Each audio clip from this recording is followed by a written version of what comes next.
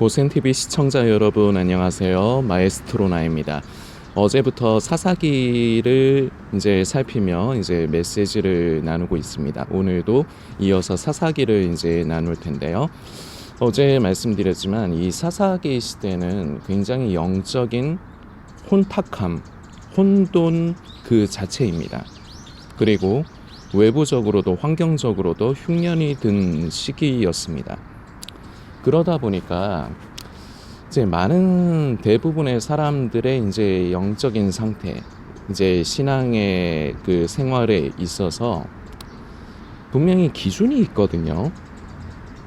그 하나님께서 이제 세워주신 기준이 있는데, 근데 사사기에 보면은 왕이 없으므로 사람들이 각각 자기 소견에 옳은 대로 행했다, 이런 말씀이 있는데, 이것을 잘못 생각을 하면요, 완전히 목자 없는 그런 이제 양떼들처럼 중구난방으로 이제 사는 것 같은 모습의 영적인 상태가 아니었는가. 한편으로는 그렇지만요, 한편으로는 또 그렇지도 않아요. 없지 않아요. 기준이 없지는 않습니다. 십계명이 있잖아요. 그런데 왜 이런 영적인 혼탁한 상태가 되었느냐? 기준이 있는데요, 그 기준이 싫은 거예요. 그 기준이 버거운 거예요. 어제에 이어서 오늘도 사사기 17장을 살펴보는데요, 이 17장에는 크게 중요한 인물 2명이 등장을 합니다. 한 명은 미가라는 사람이고요, 한 명은 이름도 나와 있지 않는 레위인. 어제의 영상에 이어지는 부분이기 때문에 이 부분에 대해서는 더 설명을 드리지 않겠습니다. 자, 그런데 사람의 이름에는요, 다 의미가 있습니다. 저를 예를 들어볼까요? 제가 나현민인데 성이 나씨니까요, 현민인데 한자로 밝을 현에 총명할 민자를 써요. 그래서 이제 저희 부모님은 저에게 이제 그 밝고 총명하게 커라, 그렇게 이제 살아라, 뭐 그런 의미로 제 이름을 현민이라고 그렇게 지어주시지 않았는가. 좀 어릴 때 그런 생각이 들더라고요. 어릴 적에 한동안 제가 한자에 좀 삘이 꽂힌 적이 있었는데, 지금은 이제 한자도 잘 모르겠어요. 하도 이제 가까이 하지를 않으니까 모르겠는데, 어릴 적에 나름대로 한자를 좀 가까이 했던 때가 있었습니다. 그렇게 안 보이실지는 몰라도요. 하여튼 그 사람마다 그런 이름이 있는데, 이름에 그 의미가 있을 텐데요, 여기에 나오는 미가에도 의미가 있습니다. 여호와 같은 분이 누구신가? 이게 무슨 의미입니까? 하나님의 그 여호와 하나님의 유일성, 그리고 위대함. 우리 하나님 같은 분이 또 어디 있어? 우리 여호와 같은 분이 또 어디에 있어? 이런 의미 아닙니까? 근데 이런 엄청난 의미의 이름을 가지고 있어요. 이 이름하고 비슷한 게 다니엘의 세 친구 중에 미사랴가 이제 하나님은 위대하다이고, 이 미가의 이름이 여호와는 그 여호와 같은 분이 또 누가 있냐, 그리고 미사랴가 이제 하나님 같은 분이 또 어디 있냐, 이런 의미거든요. 근데 의미는 비슷하죠. 근데 이제 호칭이 미사랴는 이제 하나님이라는 이제 그런 표현이 있고, 여기서는 이제 미가는 여호와라는 이제 표현을 쓰는데, 어쨌거나 의미적으로는 그 이름의 의미는 참 많이 부합을 하는 겁니다. 자, 그런데요, 이 사람이 이름값을 못합니다. 그 사사기 17장을 어제 영상에서 제가 성도님들께 좀 읽어보시고 상황을 좀 이제 파악을 해두셨으면 하는 말씀을 드렸습니다. 그래서 읽어보신 성도님이 계시다면 참 감사합니다. 제가 조금 넘어가면서 이제 말씀을 드리겠는데요, 여기에는 큰 사건이 몇 개가 나와요. 첫 번째, 일단 시작은, 이거는 그렇게 중요한 건 아니지만요, 사사기 17장이요, 시작이 어떻게 되느냐, 이 미가가 자기 어머니의 은 1100개를 세볐어요. 그래서 어머니는 그걸 가지고 저주를 해요. 누가 훔쳐가냐, 저주나 받아라, 저주해요. 이 저주를 하니까요, 이 미가가 쫄아요. 그래서 어머니 여기 있어요 하고 도로 내놔요. 그러니까 엄마는 또 아차 싶은 겁니다. 자기가 저주를 했는데 그 저주의 대상이 자기 아들인 걸 알고 저주하고 말을 바꿉니다. 여호와께서 복 주시기를 원한다, 이렇게 말을 바꿔요. 그러면서 하는 행동이 있습니다. 은을 가지고 그 1100개 은 중에 200개 정도를 가지고요, 드라빔을 만들어요. 이 드라빔은 쉽게 얘기하면 가정마다 모시는 그 가정의 신이라고 생각을 하시면 좋겠습니다. 일본에도 보면은 각각 집마다 이제 섬기는 신이 있죠. 잡신들을 섬기죠. 집안마다. 그것처럼 이때 당시의 문화가 가정을 지켜주고 보호해주고 이제 이런 우상으로서 드라빔을 만들었는데, 제가 약간 알아보니까 드라빔은요, 휴대하고 다닐 수 있을 정도의 소형의 크기부터 사람 크기만한 크기까지 크기는 다양했다 그래요. 근데 이것을 이제 만드는 거는 이제 그 사람의 재력의 수준에 따라서 아마 그렇게 만들었지 않았을까 생각이 되는데, 인간은 예나 지금이나 우상을 만들기를 좋아해요. 지금 시대에도 우상이 있지 않습니까? 아이돌, 아이브? 요새 아이돌들 이름을 제가 다는 잘 몰라서요. BTS? 이런 사람들 아이돌이라고 하지 않습니까? 자, 그런데 왜 우상입니까? 우러러 보고 추앙할 수 있는데 눈에 보이는 것. 인간이 이걸 좋아하는 것 같아요.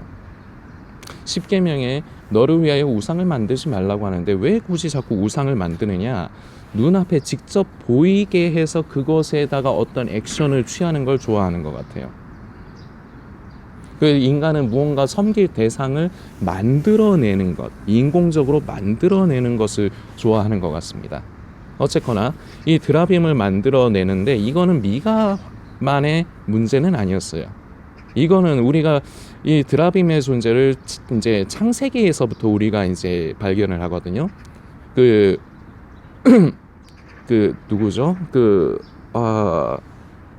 갑자기 그 이삭의 아들 그 아들 중에 갑자기 생각이 안 나네요. 이게 라이브다 보니까 그래요. 저는 대본을 놓고 하질 않잖아요.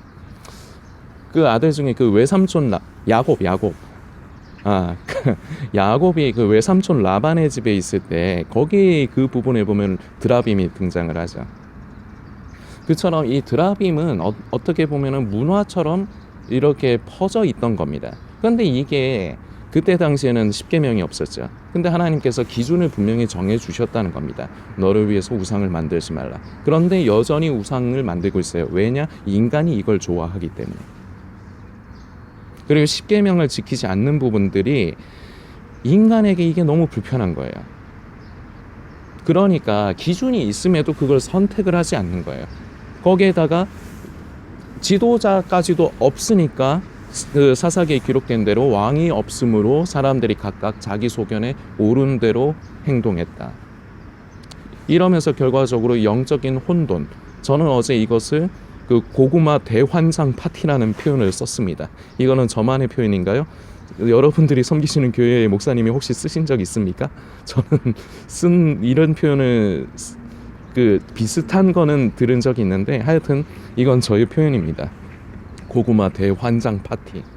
자, 그 뒤에 이제 살펴보면요, 이 미가에게 있어서 5절 17장 사사기 17장 5절에 보면은 그 사람 미가에게 신당이 있으므로 그가 에봇과 드라빔을 만들고 한 아들을 세워 그의 제사장으로 삼았더라. 아주 꼴통짓을 해요. 이때 당시에 성막이 어디에 있었느냐? 실로에 있었거든요. 근데 실로가 어디에 있느냐? 이 에브라임 산지에 있어요. 그러니까 다른 지역의 사람들보다는 이 에브라임 지역에, 왜 에브라임을 제가 말씀을 드립니까? 이 사람이 미가가 에브라임 산지에 사는 사람이라서 그래요. 멀지 않아요. 다른 지파들, 다른 지역의 사람들보다. 물론 아주 집 앞에 그런 거리는 아니겠죠. 그러나 다른 지파에 비해서는 그렇게 멀지 않습니다. 그런데 집안에다가 신당을 만들었다. 그리고 그 신당에는 뭐를 뒀겠습니까? 드라빔. 그러면서요, 에봇을 만듭니다. 에봇은 누가 입는 것입니까? 제사장만 입을 수 있습니다. 미가의 집안이 제사장 레위 지파입니까? 아니요. 입어서 안 돼요. 그런데요, 자기 아들을, 레위 지파도 아닌데 자기 아들을 제사장으로 세웁니다.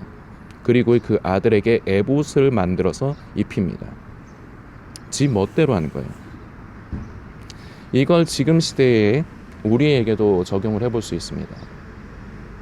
나름대로 보면은요, 이 미가의 모습은요, 어떻게 해서든지 예배를 드리고 자신의 믿음을 지키려고 하는 것 아닐까, 이렇게 성경을 잘못 읽으면은 그렇게 볼 수도 있어요. 그런데 그렇지 않습니다. 장소를 지키는 게 중요해요. 말씀을 하나 살피고자 합니다. 신명기 12장입니다. 4절, 저는 편의상 4절부터 읽어드릴게요.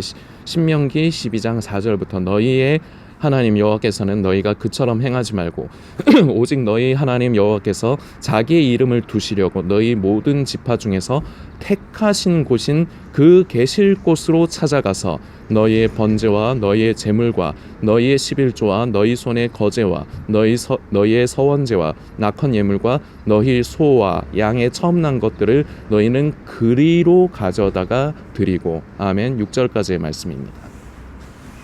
기준이 있잖아요. 내가 예배를 드리고 싶으면 드린다. 지금 시대에 굉장히 큰 문제가 있습니다. 로마서의 말씀을, 로마서 12장입니다만 로마서의 말씀을 잘못 오해해요. 우리의 삶이 예배다. 우리의 삶이 바로 산제사다. 맞습니다. 아멘입니다. 예배당에서 교회에 모여서 예배 드리는 것뿐만 아니라 우리의 삶 자체가, 우리가 하루하루 살아가는 삶 자체가 하나님께서 기뻐 받으시는 거룩한 산제사로 드려져야 합니다. 이것이 바로 영적인 예배라고 로마서에는 기록이 되어 있습니다. 맞습니다. 그래서 우리의 삶이 중요하고요. 우리의 삶이 바로 예배인 것이고, 그리고 예배가 되어져야 하는 것은 분명한 사실이나, 한 자리를 지키고 한 시간대를 지키는 것, 이거 결코 등한시 여겨서는 안 됩니다. 그런데 지금 시대에 많이 등한시 여기는데요. 이게 특히나 코로나 사태 이후로 많이 등한시되고 있습니다. 온라인 예배요. 정말로 다쳐서 병원에 입원했거나 아니면 몸에 엄청난 질환이 있어서 거동을 하기 힘들다면요, 온라인으로라도 예배 드려야죠. 그 마음이 얼마나 갈급하겠습니까?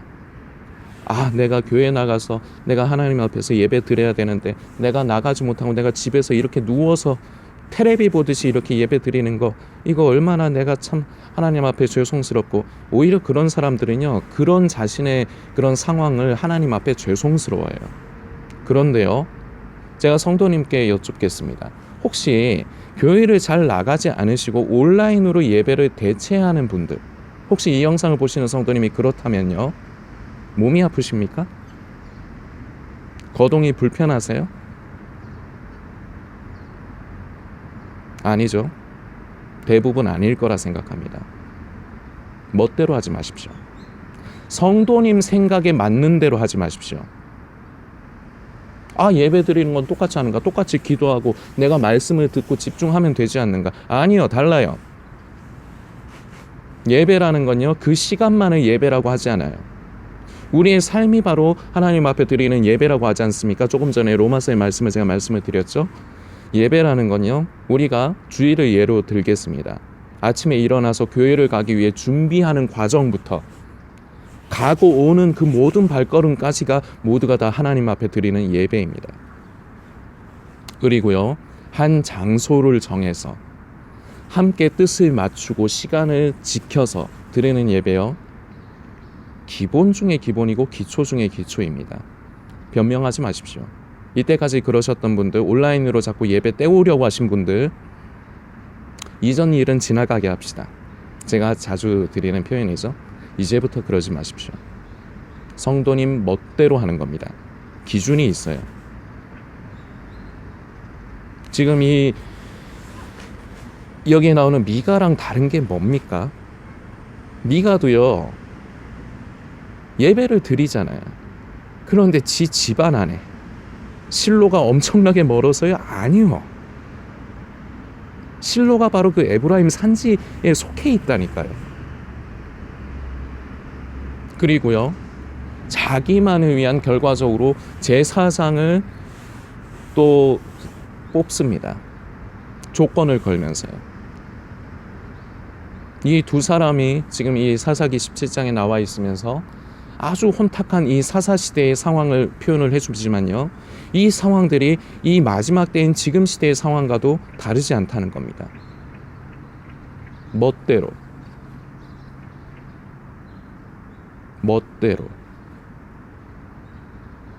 성경은요, 분명히 주님께서 다시 오실 그 때와 시에 집중하지 말라고 합니다. 그리고요, 우리 주님께서는요, 제자들이 처음에는 마태복음 24장에서 묻습니다. 어느 때에 그런 징조가 있겠습니까?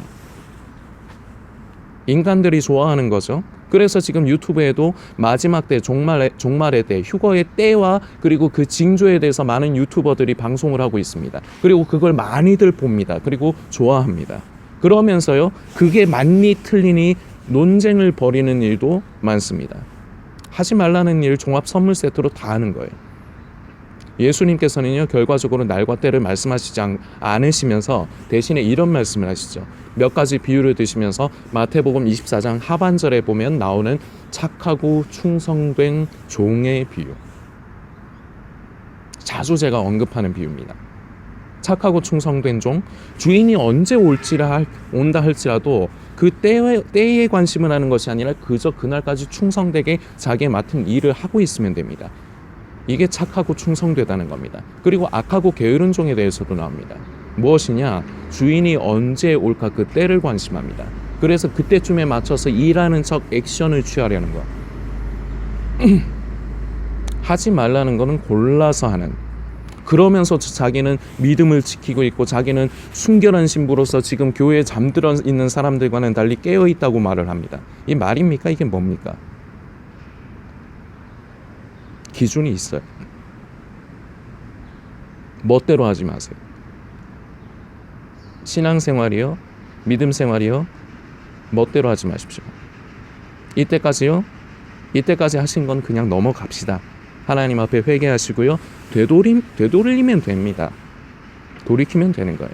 우리 하나님 그걸 용서하실 것입니다. 그런데요, 이 영상을 보신 이후부터는요, 멋대로 하지 마십시오. 내가 사정이 어째서 변명입니다. 그리고요, 주님 앞에 서는 날 그 변명은 통하지 않습니다. 또 한 인물, 이 사사기에 나오는 이 레위인도 문제입니다.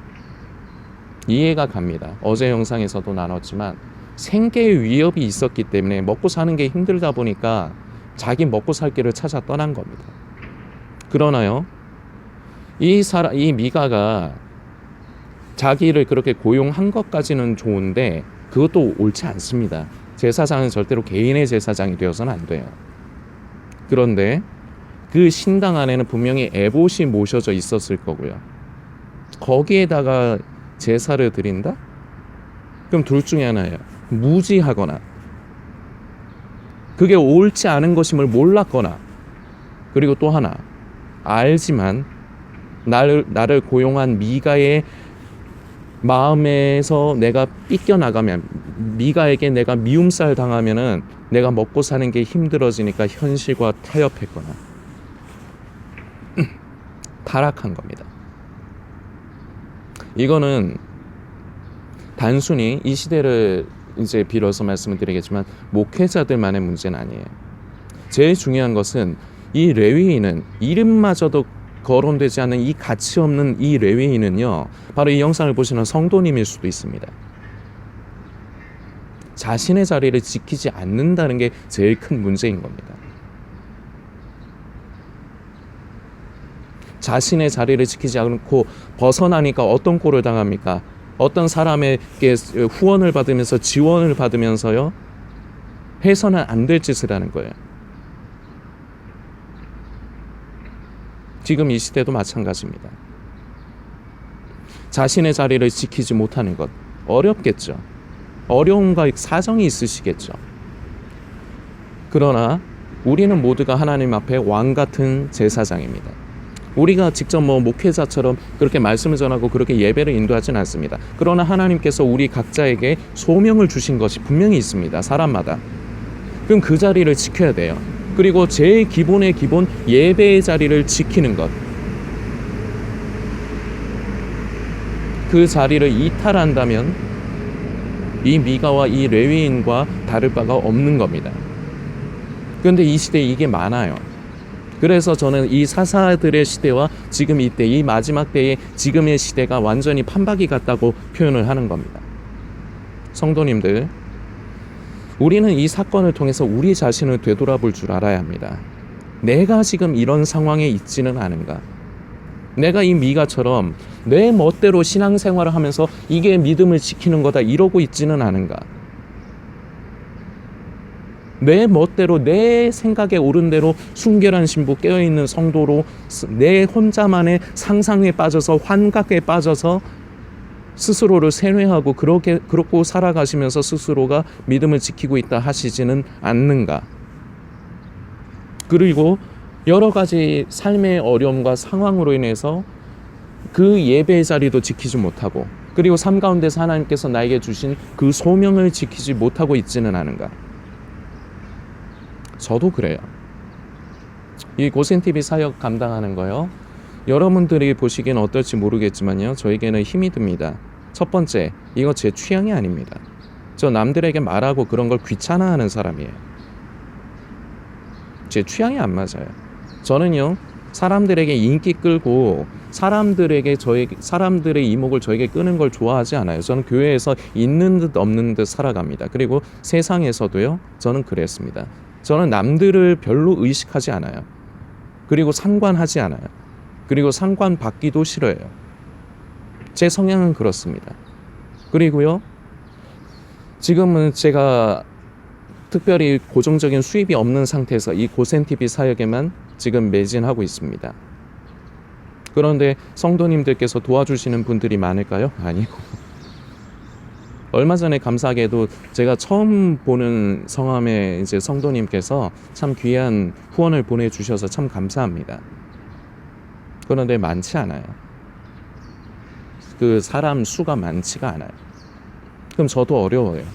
그럼 저는 가정에 저희 부모님이나 다름없는 삼촌과 고모가 계십니다. 그리고 고모는 지금 특히나 아프세요. 이런 가운데서 저는 마음이 편하겠습니까? 그리고 요새 몸도 이상해져가지고 힘이 들어요. 아침마다 이 자리를 지키기 위해서 일어나고 준비하는 게 힘이 들어요. 몸이 이상해졌어요. 쉽지 않아요. 그런데 이 고센TV의 그 사역, 마지막 때 종말론, 휴거 같은 그런 이슈들의 생각과 마음을 뺏긴 성도들 한두 사람이라도 되찾고 살리는 것이 이 일입니다. 저의 소명이에요. 그래서 저는 제 자리를 지키려고 애를 씁니다. 때때로는 너무 힘들어서 못할 때도 있어요. 상황이 안 돼서 사역을 이어가지 못할 때도 있었습니다. 그러나 잊지 않고 계속해서 이 자리를 지키려고 계속해서 애를 쓰고 있습니다. 제 자랑하려는 게 아닙니다. 각자에게 소명이 있어요. 그 자리를 지키십시오. 그리고 이제는 말도 안 되는 변명을 하면서, 물론 성도님에게는 아주 큰 일일 것입니다. 그러나 결국은 하나님 앞에서는 그렇게 말 못합니다. 말도 안 되는 변명하면서 예배의 자리를 등한시 여기면서 온라인으로 예배 보는 그 일 그만하십시오. 성도님들께서 계속해서 묵상해 주시길 부탁드리겠습니다.